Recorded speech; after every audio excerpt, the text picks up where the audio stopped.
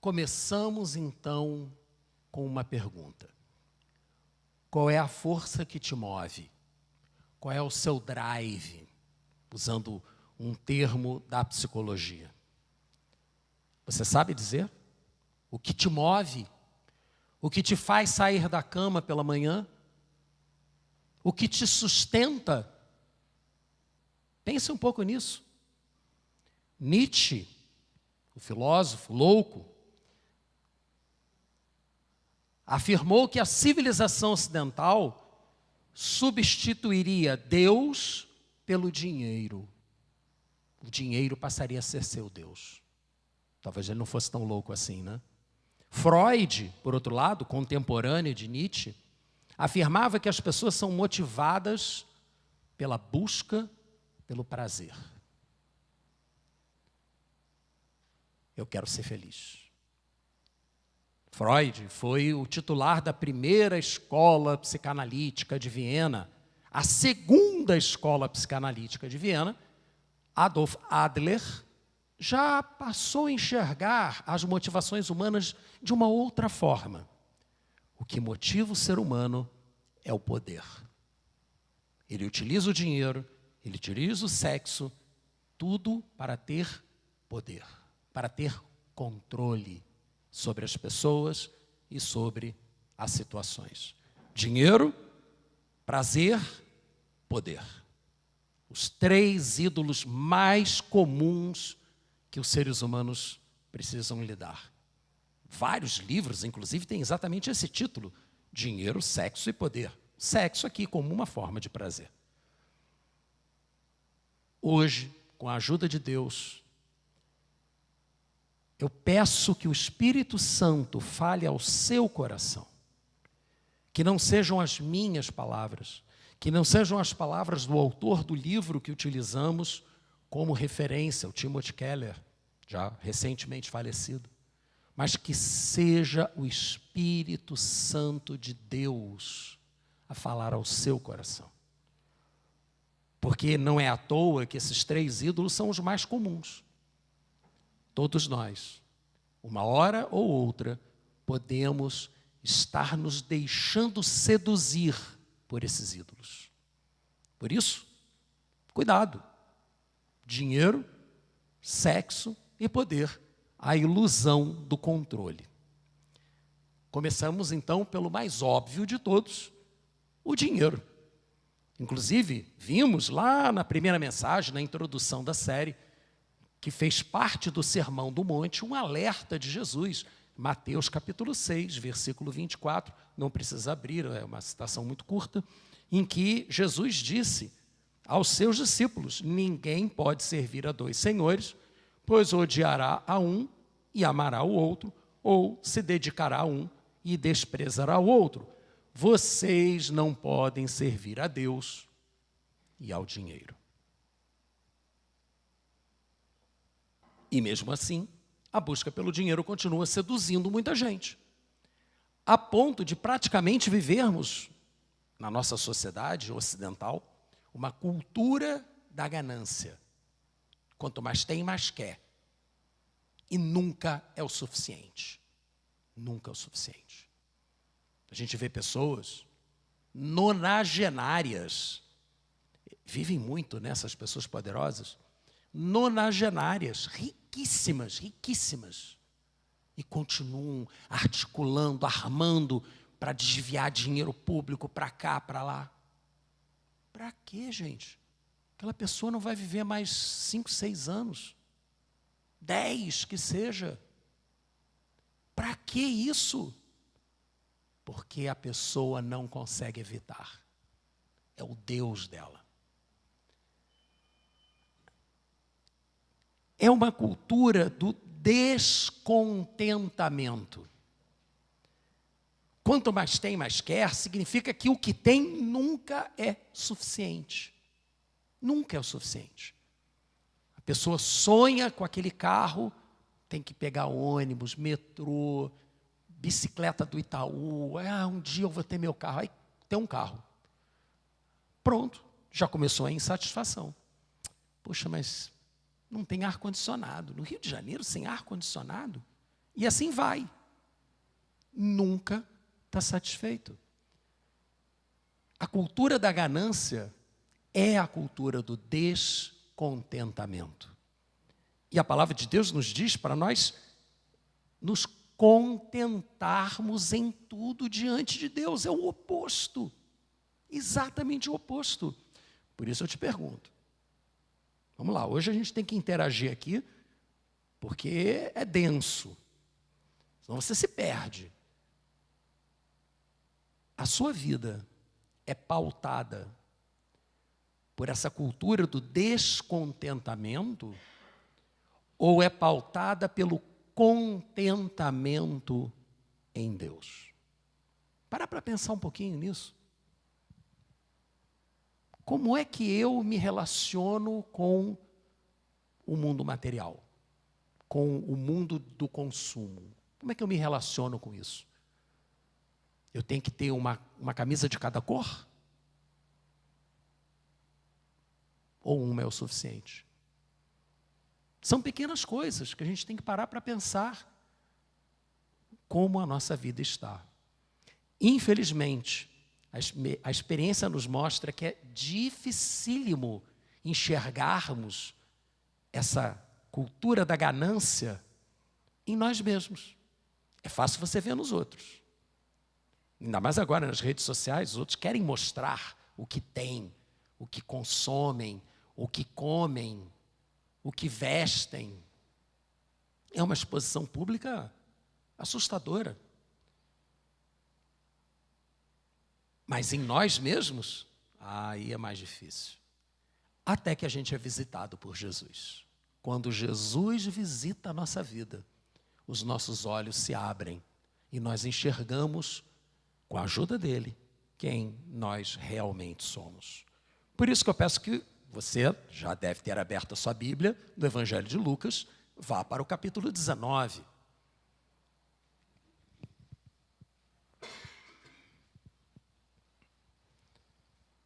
Zaqueu, o publicano. Um homem que recebeu uma visita de Deus. Na verdade, de Jesus, que é Deus também, né? Jesus entrou em Jericó e atravessava a cidade. Havia ali um homem rico, chamado Zaqueu, chefe dos publicanos. Ele era um arquipublicano. Os publicanos, vocês já devem saber, eram os cobradores de impostos. Eles eram agentes do Império Romano para extorquir dinheiro dos seus concidadãos em benefício do Império Romano. Eles eram tão odiados quanto os colaboracionistas franceses, né? Quem gosta de assistir filme aí da Segunda Guerra Mundial, os colaboracionistas franceses que entregavam seus vizinhos judeus para serem enviados para campos de concentração e que, quando os alemães foram expulsos da França, os colaboracionistas acabaram, muitos foram executados, inclusive, justamente porque se aliaram ao inimigo. Os publicanos eram colaboracionistas, aliados com o inimigo. Mas Zaqueu, ele queria ver quem era Jesus. A presença de Jesus na cidade dele mexeu com ele. Mas ele era pequeno, ele não conseguia ver Jesus. Jesus passando, as pessoas ali em volta da estrada, e ele pequenininho, não conseguia ver. Então ele fez duas coisas completamente inusitadas, inesperadas, numa cultura onde a aparência, a honra, está sobre toda e qualquer coisa. A pessoa prefere morrer a perder a honra. Esse homem correu. Nenhum homem rico, nenhum homem poderoso saía correndo feito um garoto. Ele correu para conseguir ultrapassar Jesus e subiu numa árvore. Gente, os caras usavam, vocês já viram, todo mundo já deve ter visto aí esses filmes de época, os homens usavam umas túnicas. E normalmente não tinha nada por baixo. Então, quando você subia numa árvore, você ia mostrar as suas vergonhas. O cara expôs a si mesmo, subindo em cima de uma figueira brava. Porque ele queria ver Jesus. E aí no versículo 5, quando Jesus chegou àquele lugar, olhou para cima e lhe disse: Zaqueu, desça depressa, quero ficar em sua casa hoje.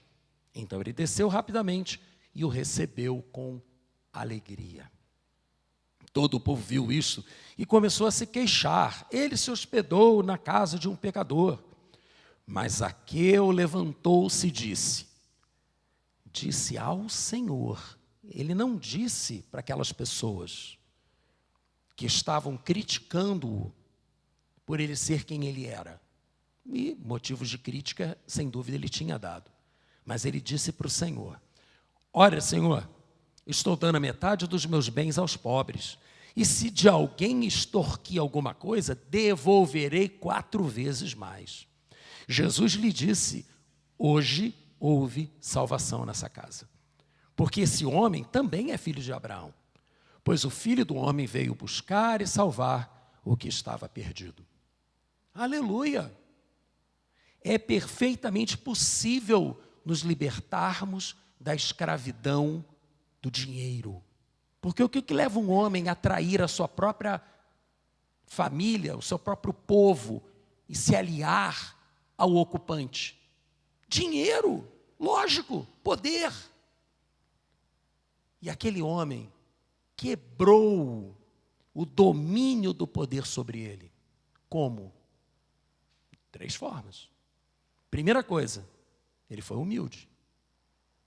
Ele quis ver Jesus. Ele foi em busca de Jesus. Mas além disso, ele foi generoso. A metade do que eu tenho, eu vou dar aos pobres. Precisaria dar tudo? Não. Jesus não disse que houve salvação naquela casa? Sim. Mas e o jovem rico? É uma circunstância diferente. Por isso que a gente não pode generalizar. Não pode criar panaceias, respostas pré-programadas para perguntas genéricas. Cada caso é um caso. Cada um sabe onde aperta o seu ídolo. Mas em terceiro lugar, Zaqueu cumpriu a lei. Sim, porque a lei de Moisés, em Êxodo capítulo 22, apresenta uma coisa chamada regra de restituição. E lá está escrito que quem for pego roubando tem que devolver em dobro. Mas ele devolveu quádruplo. Ele foi além da lei. A lei exigiria que ele devolvesse em dobro. Mas a presença de Deus, não apenas na casa dele, mas no coração dele, fez com que ele fosse além. Ele precisava doar o que era legitimamente dele? Precisava, porque a lei de Moisés diz que o filho de Abraão, ele tem que se preocupar com a viúva, com o órfão e com o estrangeiro. E precisa ajudá-los. Então está na lei também a generosidade nas ofertas. Mas ele foi muito generoso. E ele foi muito fiel. E aí eu lhe pergunto. Pare e pensa um pouquinho.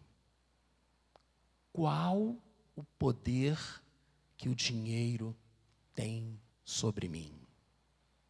Você não vai se perguntar qual o poder que o dinheiro tem sobre eu, Léo. Você vai se perguntar qual o poder que o dinheiro tem sobre você.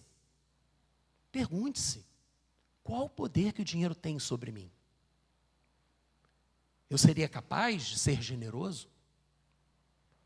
Eu seria capaz de ser fiel a Deus? Ou não? Eu conheço pessoas que não são capazes. Simplesmente não são capazes. Não conseguem. Não conseguem ser generosas. Não conseguem ser fiéis a Deus. Creem em Deus. Se perguntadas, dizem que creem que tudo que elas têm foi Deus quem lhe deu. Mas não respondem a crença afirmada, mas que não é confirmada. Então, se você quiser ter certeza de que o dinheiro não é o seu ídolo, não é o seu dono, que você, ao contrário, é o dono do seu dinheiro, faça como Zaqueu. Seja humilde, busque a presença de Deus, seja generoso nas suas posses legítimas e cumpra a lei das restituições. Mas eu não... Peraí, para. Estava indo bem até agora. Eu não roubei nada de ninguém, não tem nada para restituir. Gente, tem um versículo na Bíblia, na verdade uma pequena passagem, que é extremamente abusada. Sabe, abuso descarado. E eu fui quase 20 anos de igrejas em que costuma-se abusar de Malaquias, capítulo 3. Mas abra sua Bíblia em Malaquias, ele está lá. O problema é que está na sua Bíblia. Jesus não mandou retirar o livro do profeta Malaquias da sua Bíblia. Ele não mandou. Os concílios não determinaram a retirada desse texto. Se você for na Bíblia hebraica, ele está lá. O livro do profeta Malaquias. O fato desse texto ser abusado por pessoas mal intencionadas, trabalhando com a ganância de outras pessoas tão mal intencionadas quanto, não invalida a lei espiritual que ele representa. E é óbvio, dado essa minha experiência em outro tipo de igreja, num outro momento da minha vida, eu tenho muito cuidado ao utilizar esse texto. Mas estamos falando exatamente sobre isso. Não vou ler o texto todo, de 6 a 17, vou ler apenas os versículos 8 a 10. Pode um homem roubar a Deus? Contudo, vocês estão me roubando. E ainda perguntam, como é que te roubamos? Nos dízimos e nas ofertas. Vocês estão debaixo de grande maldição, porque estão me roubando, a nação toda está me roubando. Tragam os dízimos ao depósito do templo, para que haja alimento na minha casa. E ponham-me à prova nisso, diz o Senhor dos Exércitos. Vejam se não lhes abrirei as comportas dos céus, e derramarei sobre vocês bênçãos sem medida, bênçãos que vocês nem terão onde guardar. O texto é claro. Quando nós cremos, isso aqui é para quem crê, para quem é filho. Esse texto não é para quem não é filho. Esse texto é para quem é filho. Se você é filho, você crê que tudo que você tem pertence ao Senhor, que foi Ele que te deu, você tem que reagir com o seu dízimo. Se você não dá, mas eu não tenho condição, eu não consigo nem chegar na metade do mês, quanto mais no final. No fundo, você não acredita. Na prática, você não está vivendo como se acreditasse. Porque se você acredita que é Deus quem te sustenta, quem te deu 90% te dá 180%. E eu digo para vocês, talvez até por conta dessa minha experiência, né? Desde convertido, eu sempre fui dizimista. Sempre. E houve meses, eu casado, trabalhando, oficial de marinha, minha esposa trabalhando, secretária de empresa americana, e o mês não cabia dentro do salário. E nunca deixamos de dar o nosso dízimo. Quando nossa filha nasceu, em 1994, gente, desequilibrou completamente as nossas finanças. Completamente. Foram meses difíceis, mas Deus foi dando orientações, direções. De repente, eu estava com 3 contas bancárias, cada uma delas com 10 dias sem juros, jogando de uma conta para outra. Eu não paguei 1 centavo de juros. Até que o bolo ficava grande demais, já não tinha mais como o 13º dar aquela aliviada, ou a restituição do imposto de renda. Deus providenciou o empréstimo consignado. E aí eu transformei a minha dívida toda em algo pagável. Então, aos poucos, Deus foi dando soluções para a gente, até que finalmente nós nos reequilibramos, pudemos sair da ciranda, mas sem pagar juros e sem nunca deixar de dar o dízimo. Isso foi um valor, sempre foi um valor para nós. Procuramos ensinar para a nossa filha, inclusive. Meus irmãos, Deus não precisa do seu dinheiro. Ele é dono de tudo. Não vai fazer diferença para Deus você dar ou não dar o seu dízimo. Vai fazer diferença para você. Para você vai fazer diferença. Porque se você não vive pela fé, é impossível agradar a Deus. Se você vive pelo seu contra-cheque, ou pela expectativa de clientes, você não está vivendo debaixo da direção de Deus. Ele te abençoa, porque nosso Deus é maravilhoso. Ele te abençoa mesmo assim. Mesmo assim. Mas você está perdendo a oportunidade de viver confiando no Senhor. Confie no Senhor. Deus criou essas 2 leis na sua palavra, a lei da generosidade para com os de fora e a lei da fidelidade para com o próprio Deus, porque são o antídoto contra o Deus dinheiro. Se você não aplica esse antídoto na sua vida, você começa a ser envenenado pelo dinheiro. Ele tem um poder imenso de nos seduzir. Zaqueu destronou o dinheiro e se submeteu a Deus. E houve salvação na casa dele. É o que diz a palavra de Deus. Mas era dinheiro, sexo e poder, né? Dinheiro, prazer e poder. Vamos ficar só no dinheiro? Claro que não. Claro que não. Agora vamos para o prazer. Não é bem assim. E o sexo? O sexo é uma fonte de prazer, como tantas outras fontes. O sexo atua na nossa mente como diversas drogas. Até comentei isso aqui recentemente, na tal da dopamina, que é liberada no cérebro quando as pessoas assistem pornografia. São drogas, são neurotransmissores que trazem uma sensação de prazer, de saciedade, mas que, como todo pico, passa rapidinho. E a pessoa fica naquela coisa de quero mais, e quero mais, e quero mais. Na ausência de Deus, do Deus Criador, os seres humanos buscam substitutos que ocupem o seu vazio. Os ídolos, os falsos deuses, o dinheiro, que acabamos de falar, mas também o prazer.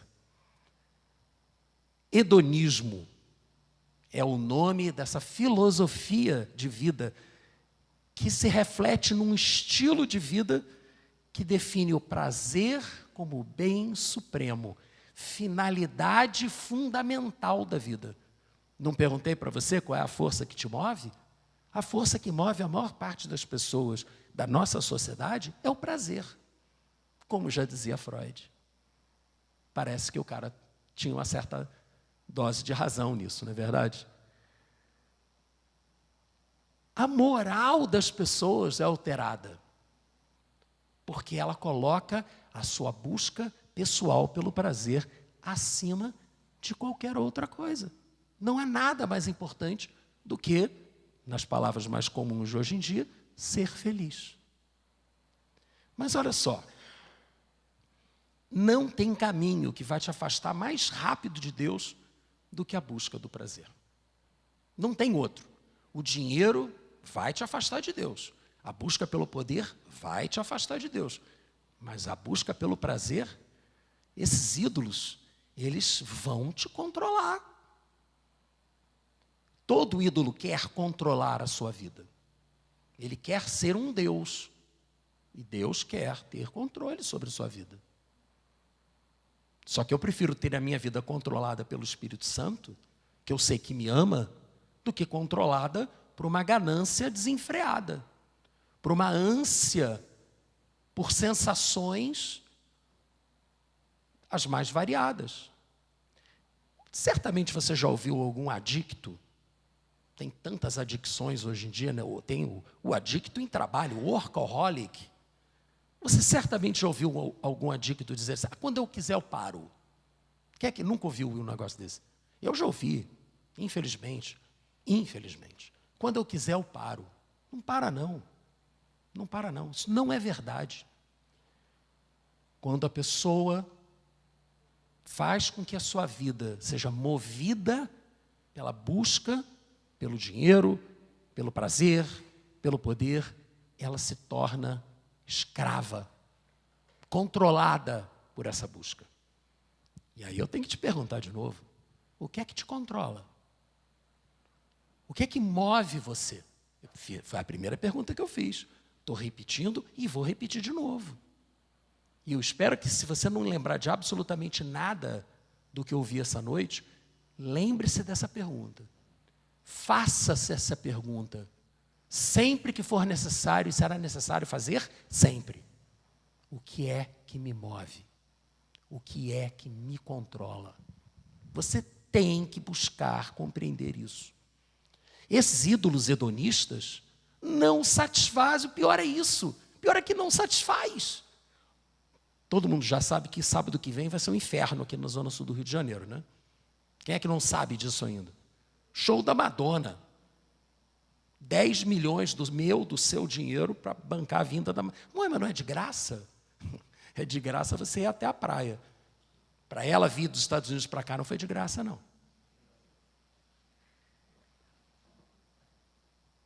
Mas a Madonna, em 1991, quando estava no topo, ela deu uma entrevista a uma revista chamada Vanity Fair, Fogueira das Vaidades, Feira das Vaidades. Né? Muito interessante o título da revista, né? Eu vou ler para você. Tenho uma vontade intensa, e toda a minha vontade sempre foi para vencer um sentimento horrível de inadequação. Palavras da Madonna. Esforço-me ao máximo para superá-lo e me descubro um ser humano especial. Então passo para outra etapa e volto a me achar medíocre e desinteressante. Isso ocorre vez após vez. Minha ambição na vida origina-se desse medo horroroso de ser medíocre. E isso está sempre me movendo adiante, porque, embora tenha me tornado alguém, ainda é preciso provar que sou alguém. Gente, palavras dela. Isso já tem 33 anos que essa mulher falou isso. Sábado que vem está aí. Ainda nessa mesma busca. Certamente não parou. Ela conclui a entrevista dizendo: minha luta nunca terminou. Provavelmente jamais terminará. É verdade. Porque essa busca desenfreada pelo prazer, por você ter o aplauso, e aí cada um encontra o prazer onde quer, né? Tem várias fontes de prazer. Aliás, já como tem várias fontes de prazer, eu vou ler uma outra entrevista aqui. Essa outra entrevista, ela foi escrita agora não tenho aqui anotado o nome da revista, mas eu tenho isso lá no livro. Essas duas entrevistas eu peguei no livro que serviu de orientação para a gente, de base para a gente. É uma entrevista com uma feminista, uma escritora feminista americana que escreveu um livro chamado... Ah, meu Deus. Enfim. Estava aqui. Daqui a pouco volta. O nome dela é Harriet Rubin. Harriet Rubin. Maquiavel, lembrei. Maquiavel feminista. O nome do livro que essa mulher escreveu lá nos anos 90. E ganhou muito, teve muito sucesso com isso. E ela escreveu assim: de todos os assuntos pelos quais estamos obcecados, olha os termos dela, o sucesso é aquele sobre o qual mais mentimos. Que o sucesso e seu primo, dinheiro, nos deixarão seguros. Nós mentimos para nós mesmos que se tivermos sucesso e dinheiro, estaremos seguros. Que o sucesso e seu outro primo, poder, nos farão importantes. Que o sucesso e a sua prima, fama, nos deixarão felizes. Mas nós estamos mentindo para nós mesmos. E chegou a hora da verdade. Por que as pessoas mais inteligentes, mais talentosas, mais bem-sucedidas da nossa geração estão flertando com o desastre em números recordes? As pessoas estão usando todos os meios para alcançar dinheiro, poder e glória. E depois se autodestroem. Gente, essa mulher não é cristã não, cara. Ela está dizendo o que ela está vendo. Ela está dizendo o que pode acontecer com você, se você se deixar dominar por algum desses primos aqui, desses ídolos. Talvez, ela conclui, nunca tenham desejado realmente nada daquilo. Ou não gostaram do que viram quando o alcançaram. Meu irmão, minha irmã, o que é que você está buscando na sua vida? Eu sei que quando nós vamos à igreja, nós queremos ouvir uma palavra abençoadora, uma palavra que nos encha de esperança. Eu sei disso, faz parte. A consolação, a edificação. Mas também faz parte do ministério profético, e não é adivinhar o seu futuro, não, é exortar você. É com temor e tremor que eu faço isso. É minha responsabilidade. Eu não posso deixar de te alertar. Não posso. Eu estaria sendo omisso, eu estaria sendo indiferente se eu não te alertasse. O que é que você está buscando na sua vida? Cuidado. E para complementar a tríade, o poder. O poder. Espetáculo. Como eu afirmei lá no início da mensagem, né? Segundo a Escola Psicanalítica de Viena, Adolf Adler afirma que o que nos motiva é o poder. Onde é que esse postulado dele pode ser verificado facilmente? Confirmado facilmente. Onde? Política. Viram o aniversário de 96 anos lá do Capo di Tutti-Capi? Não? Procura na internet. 90 e tantos anos, não sei quantos.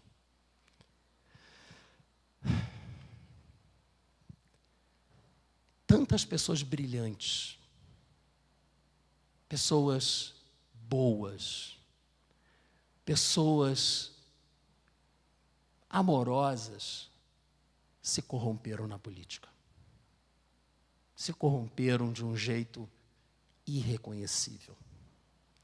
Lord Acton, tá? Não foi Maquiavel, dizem que foi Maquiavel que disse isso, não foi. Lord Acton, um professor de história britânico, que era especializado, final do século XIX, especializado em história das liberdades. Olha só que coisa bacana. Tem que ser estudado de novo hoje em dia, né? Esse homem disse assim: o poder tende a corromper, e o poder absoluto corrompe absolutamente. De modo que os grandes homens são quase sempre homens maus. O cara disse isso numa carta, documento público, que ele mandou para um amigo dele que era arcebispo da Igreja da Inglaterra, em 1887. Vocês acham que o ser humano mudou? Nada mudou. O que muda é a tecnologia. No tempo de César, você cancelava o senador que estava querendo ficar sobre todos os outros, enfiando uma faca nele. Hoje em dia você tem outras formas de cancelar alguém, de calar alguém, para que você obtenha o poder.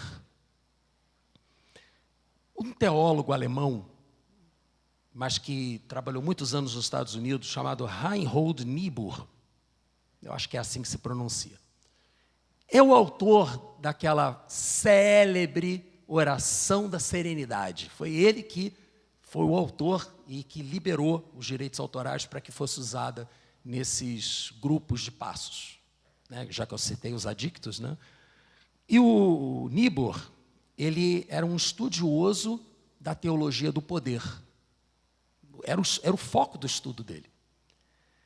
E ele disse que se ao invés de aceitarmos a nossa dependência de Deus, nós fomos buscar o sentido, o controle das nossas vidas na política, nós vamos estar indo atrás de uma ilusão de controle. Daí o título da mensagem. É uma ilusão, porque você tem dinheiro, porque você tem poder, que você tem controle sobre alguma coisa. É um desejo de poder que é gerado, segundo Niebuhr, pela nossa própria insegurança. Nós nos sentimos inseguros diante do mundo, diante do futuro, diante do próprio Deus, de nós mesmos. E buscamos líderes redentores que venham trazer a nossa salvação, e buscamos utopias que venham substituir o paraíso prometido por Deus. Já que falamos de famílias, né? Os primos, né? Cadê o cara aqui? Sucesso com seu primo poder, sucesso com a sua prima fama, sucesso com o seu primo dinheiro. Tem 2 primos aqui agora também. 2 primas. A ideologia e a idolatria. Elas quase sempre caminham juntas. São primas irmãs. Significa que não devemos agir politicamente? Claro que não. Os grandes filósofos da Grécia já diziam que se você se recusa a agir na arena política, você será governado por quem não se recusa. Você tem que agir como cidadão, óbvio. Mas cuidado. Porque Salvador só tem um. Só um morreu por você e ressuscitou, mas ninguém. E é dele, por meio de pessoas, sim, às vezes pessoas inesperadas, sim, que virá a ajuda, mas ela virá dele. Por isso eu te pergunto, a quem você recorre quando está se sentindo inseguro? A quem? Para e pensa um pouquinho. Eu corro para minha mãe. Eu corria para o meu pai, só que o meu pai já faleceu, quase 30 anos. Não tem mais para quem correr. Eu corro para o Senhor. Para quem você corre? O homem mais poderoso do mundo, caminhando agora para o final. O homem mais poderoso do mundo na época dele, Nabucodonosor. Livro de Daniel. Vai lá, Daniel capítulo 2.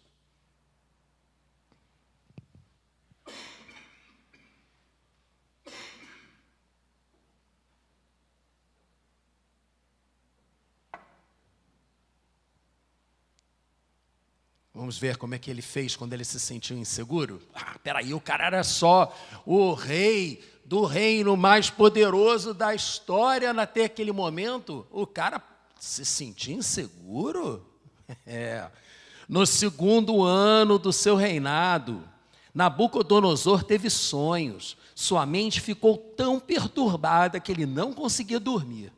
Por isso, o rei convocou os magos, os encantadores, os feiticeiros e os astrólogos para que lhe dissessem o que ele havia sonhado. Quando eles vieram e se apresentaram ao rei, ele lhes disse: tive um sonho que me perturba, quero saber o que significa. Então os astrólogos responderam ao rei: ó rei, vive para sempre, conta o sonho aos teus servos e nós o interpretaremos. Meus irmãos, eu vou encurtar aqui. O rei não chegou aonde chegou sendo trouxa, otário.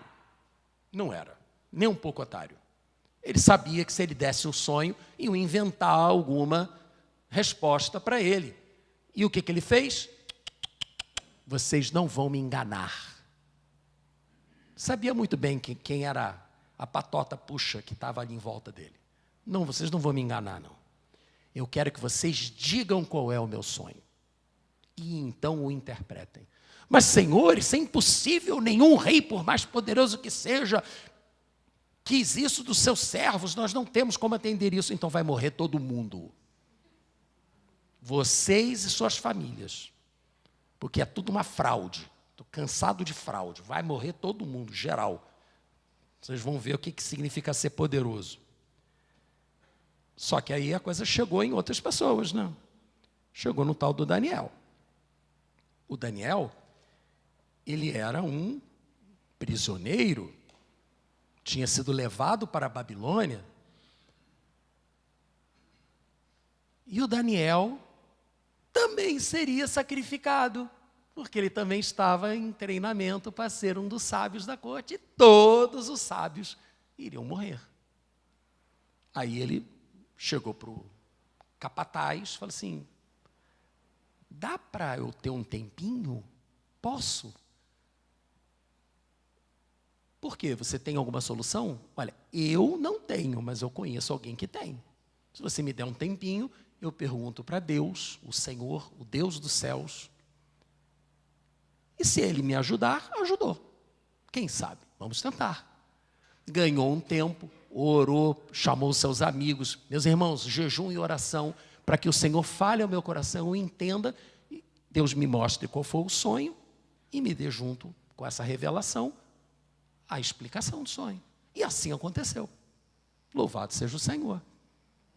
Deus falou ao coração de Daniel, Daniel foi até o homem e disse, versículo 27, nenhum sábio, encantador, mago ou adivinho é capaz de revelar ao rei o mistério sobre o qual ele perguntou. Mas existe um Deus nos céus que revela os mistérios. E ele mostrou ao rei Nabucodonosor o que acontecerá nos últimos dias. O sonho e as visões que passaram por tua mente quando estavas deitado foram as seguintes. E então, para encurtar de novo, ele contou que Nabucodonosor sonhou com uma estátua, cabeça de ouro, que representava ele mesmo, Nabucodonosor, ombros e braços de prata, torso de bronze, pernas de ferro, pés, uma mistura de ferro com barro, reinos sucessivos, e aí então uma pedra se desloca, no sonho não diz como, uma pedra se desloca, acerta nos pés da estátua, que são em parte de barro, e a estátua desmonta, desaba e é destruída. E essa pedra cresce até se transformar numa montanha, um reino sobre todos os reinos. Daniel foi lá e contou. O rei, tu é a cabeça, mas o teu tempo vai passar, e virá um outro, e outro, e outro, e outro, até que virá o eterno. Versículo 47, o rei disse a a Daniel, não há dúvida de que o seu Deus é o Deus dos deuses, o Senhor dos reis, aquele que revela os mistérios, porque você conseguiu revelar esse mistério. Nabucodonosor, o homem mais poderoso da terra, ficou perturbado com um sonho. O poder humano não consegue garantir a segurança de ninguém, nem a tua. Poder humano não. Sempre vai aparecer algum cachorro maior do que o teu. A gente não está vendo aí briga de cachorro grande? O cara é grande, poderoso, até que aparece um que é mais poderoso. E aí como é que fica? Qual a segurança que a pessoa tem, com todo o poder que tem? Nabucodonosor reconheceu que o Deus dos céus, o Deus de Daniel, o seu Deus, ele sim é poderoso. Ele sim pode ter controle, se quiser, sobre a sua vida. Porque ele não imporá o controle dele sobre a sua vida. Você é que tem que se submeter ao controle de Deus. Depende de você. Porque Deus não quer escravos. Deus quer servos voluntários. Lembra o sacrifício vivo? Que é o nosso culto racional? É isso que Deus espera de nós. Que a gente se submeta. Mas apesar da lição, gente, olha só. Você cai, eu também caio, e Nabucodonosor também caiu. É da natureza humana. Apesar dessa lição toda, ele voltou a idolatrar o seu próprio poder. Se esqueceu. Aí no capítulo 4, não precisa abrir não, que eu vou ler para você, está aqui o versículo 30. Acaso não é esta a grande Babilônia que eu construí como capital do meu reino, com o meu enorme poder e para a glória da minha majestade? Mas Deus prontamente lhe respondeu, versículo 32, você será expulso do meio dos homens, viverá com os animais selvagens e comerá capim como os bois. Passarão 7 tempos até que admita que quem domina sobre os reinos dos homens é o Altíssimo, e Ele o dá a quem quiser. E assim foi. E assim foi. E aí no versículo 34, ao final daquele período, agora é a palavras do próprio Nabucodonosor. Ao final daquele período, eu, Nabucodonosor, levantei os olhos ao céu e percebi que o meu entendimento tinha voltado. O seu entendimento voltou? O meu entendimento tinha voltado. Então, louvei ao Altíssimo. Vamos ler juntos?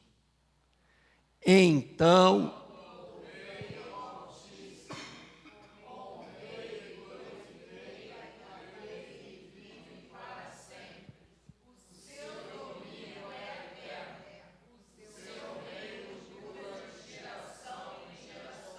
aleluia.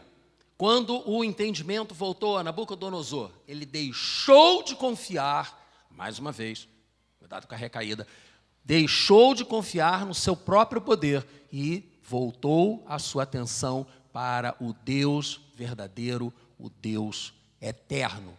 Dinheiro, sexo e poder, falsos deuses que lhe darão a ilusão de controle, mas não vão te dar controle nenhum. Vão controlar você. Onde você deposita a sua confiança? O que é que te motiva? O que é que te move? O que é que você busca? Foram perguntas que eu fiz hoje. Eu gostaria agora de orar por você e pedir especificamente a Deus que ao longo dessa semana, no seu momento devocional, no seu momento de leitura da Bíblia, o Espírito de Deus fale com você. Não sejam as minhas palavras, mas seja o Espírito de Deus confirmando aquilo que você ouviu aqui hoje e conduzindo você a uma mudança de posicionamento. O que é que você crê?